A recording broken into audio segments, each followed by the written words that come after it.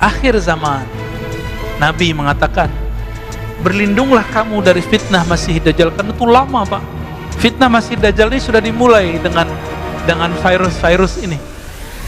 Ini analisa Al-Habib Al-Adni. Ya, kita bisa lihat kajian-kajian beliau, ulama Yaman, temannya Habib Umar, namanya Habib Abu Bakar Al-Adni. Ternyata ini disepakati oleh banyak ulama, begitu juga masyaikh saya, dan saya sepakat dengan itu, bahwa virus corona ini awal daripada fitnatud Dajjal. Apa arti fitnah tadi? Kekacauan. Kacau nggak di negara? Kacau Pak. Ya, nggak ada negara yang aman dari corona, nggak? Ada nggak? Nggak ada. Brunei ntar lagi Pak, semuanya kena. Semoga aja nggak terlalu parah gitu. Semuanya kena. Nggak ada negeri kecuali kena semua. Puncaknya nanti ada musibah kelaparan nanti, ya. Ketika negara utang, bayar, beli vaksin udah jadi Tuhan sendiri. Kita dengan kaget mendengar beberapa kaum intelektual yang ngerti agama ngomong, virus ini bisa diselesaikan hanya dengan satu hal, vaksin. Lah. Jadi musyrik dia tuh.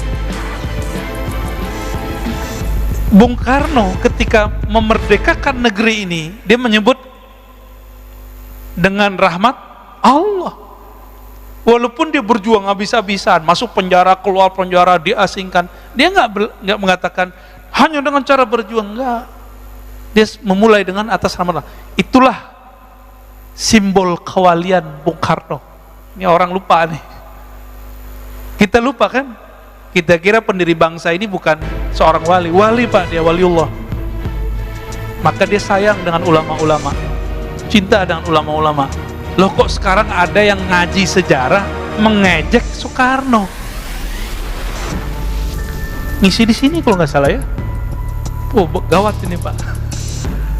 Itu bisa berbahaya itu. Perkaranya bisa panjang nanti. Ngisi di sini loh. Lalu berani kemudian memfitnah Bung Karno. Nah, kembali ke yang tadi, ya.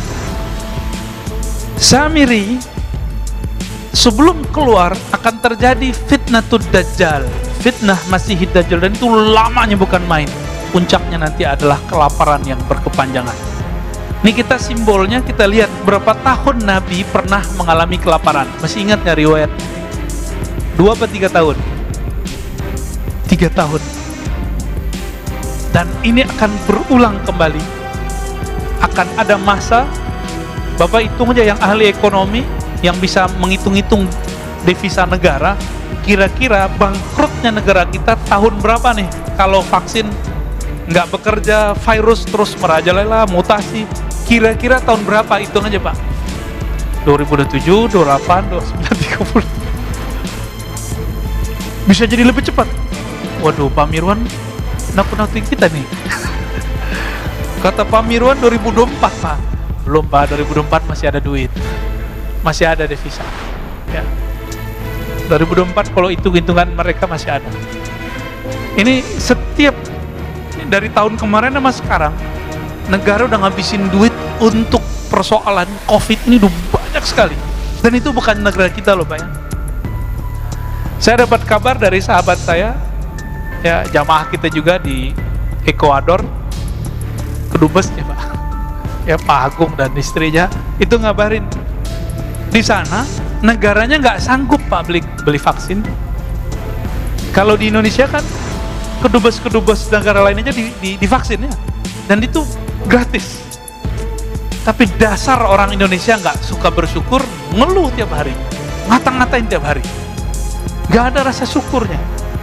Dikasih vaksin gratis juga, ya. Nggak dikasih vaksin rame, dibilang membunuh rakyat. Dikasih vaksin rame, lockdown rame, nggak lockdown rame. Bingung kan negara kita Pak, ya kayak masjid inilah. Ini pengurus kan pusing nih, dibuka ada yang kritik, ditutup ada yang menghujat. Bingung kan? Selamat bingung Pak ya. Ini perjuangan akhir zaman. Pengurus mundur, hilang. Allahumma sholli ala Muhammad. Kasihan Pak. Nih, aduh jamaah ini kadang-kadang mulutnya sama komentar-komentarnya kadang nggak pakai hati, nggak punya perasaan. Ini orang tiap hari diteror terus. Aduh, saya kasihan. Sekarang ini yang paling saya kasihan selain masyarakat di luar, itu pengurus masjid. Yang kedua, yang ngurus masyarakat kita, yang ngurus negara ini, serba salah. Kenapa masjid menjadi sorotan? Karena masjid bawa simbol agama, Pak. Kalau negara emang dari dulu udah dikritik orang, biarin dah ya. Ini masjid nih, siap-siap loh Pak ya. Buka, sepi, ya. Orang takut kerumun ya, tutup, ramai. Maunya apa ini? Apa kata Nabi Muhammad SAW? Ma bu'itha nabiyyun illa qad andara ummatahu ad-dajjal al-a'war al-kazzab ala wa innahu a'war wa inna rabbaka laysa bi'awar wa inna baina 'ainayhi maktuban kafir. Hadis ini sahih. Tidaklah diutus seorang nabi kecuali nabi itu diperintahkan untuk mengingatkan akan kemunculan Dajjal. Kita nggak dapat kabar Pak ya, Dajjal ini perang sama Nabi Sulaiman, nggak dapat kabar ya. Perang sama Nabi siapa, ya dalam rupa yang beda-beda, formulasi yang beda-beda tentunya. Berarti setiap masa itu ada Dajjalnya, dari Nabi Nuh. Berarti Dajjal ini bermutasi juga dia Pak. Cuma Dajjal yang permanen itu Musa bin Sam'un Samiri. Ini permanen, dia belum mati-mati. Jadi kalau Musa bin Sam'un alias Samiri masih hidup, masa Nabi Khidir nggak bisa hidup? Ya, ntar kita boleh hidup di dalam dongeng lagi ya. Ya salam. Kita kan nggak dapat riwayat aja bahwa Nabi Khidir itu sebenarnya masih hidup. Kalau ulama ahlu zikir, ahli kolbu, ahli rohani, itu ijma, sudah sepakat bahwa Nabi Khidir itu masih hidup. Masih hidup. Ada beberapa nabi yang masih hidup. Nabi Ilyas, Nabi Idris, tapi beliau kan sudah pernah mati. Dan hadisnya sahih, ayatnya juga ada. Ada satu nabi yang seharusnya dia hidup bangkit lagi, tapi kemudian karena kaumnya berkhianat kepadanya, setelah dia dimatikan, kemudian nggak dihidupkan lagi karena pesannya nggak dilakukan. Namanya Khalid bin Sinan. Khalid bin Sinan itu nabi antara Nabi Isa dan Nabi Muhammad. Khalid bin Sinan ini pesan, nanti kalau saya mati itu untuk ada suatu kemaslahatan, maka dia dibunuh, dimatikan. Apa kata dia? Kalau aku mati, maka nanti jasad atau abunya atau apa gitu, saya lupa lafaznya, tolong nanti dilakukan begini.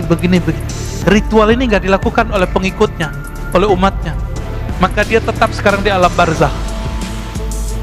Jadi ukurnya dia belum mati, ukurannya.